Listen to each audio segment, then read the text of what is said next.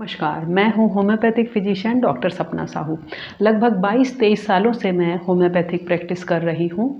आज इस वीडियो बनाने का मुख्य जो मेरा उद्देश्य है वो ये है कि हम सारे होम्योपैथ्स को पेशेंट्स बार बार फ़ोन करते हैं या व्हाट्सअप कर रहे हैं, ये पूछ रहे हैं कि हमें ये मैसेज आ रहा है कि एस्पिडोस्पर्मा दवाई लेने से तुरंत ऑक्सीजन लेवल बढ़ जाता है, या वेनेडियम एक ऐसी दवाई है जिसकी 2-3 बूंद आप लेंगे तो तुरंत आपका ऑक्सीजन लेवल बढ़ जाएगा।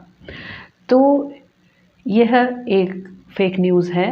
एस्पिडोस्पर्मा एक होम्योपैथिक दवाई है, इसे लंग टॉनिक कहा जाता है, लेकिन इसका ये मतलब नहीं कि आपने तुरंत एस्पिडोस्पर्मा लिया और आपका ऑक्सीजन लेवल एकदम से बढ़ जाएगा। देखिए, पहले ये जानना ज़रूरी है कि ऑक्सीजन का लेवल कम क्यों होता है। कोविड वायरस लंग्स के म्यूकस मेम्ब्रेन में इन्फ्लेमेशन पैदा करता है, जिसे हम सूजन कहते हैं। निमोनिया बनता है पेशेंट को, और यह जो निमोनिया है ये साधारण निमोनिया नहीं होता। इसमें माइक्रोवैस्कुलर कोआगुलेशन मतलब रक्त के थक्के जम जाते हैं अंदर, इसीलिए ऑक्सीजन के लेवल में कमी आती है। तो केवल एक दवाई के कुछ बूंदे लेने से ऑक्सीजन लेवल नहीं बढ़ेगा, क्योंकि जो बेसिक कॉज है वो है लंग्स के चैम्बर्स में निमोनिया। तो अगर हम निमोनिया को ठीक करेंगे किसी भी पैथी से, तब ही आपका ऑक्सीजन लेवल बढ़ेगा। तो ऐसी सब अफवाहों में आकर अपना समय बर्बाद मत करिए।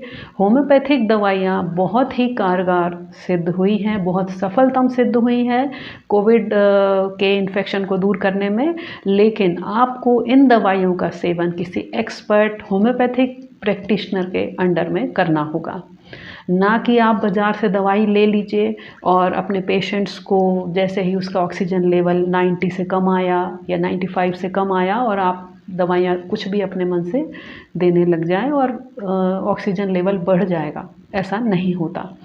तो देखिए, कोविड इन्फेक्शन बहुत ही हाईली स्प्रेडिंग इन्फेक्शन है।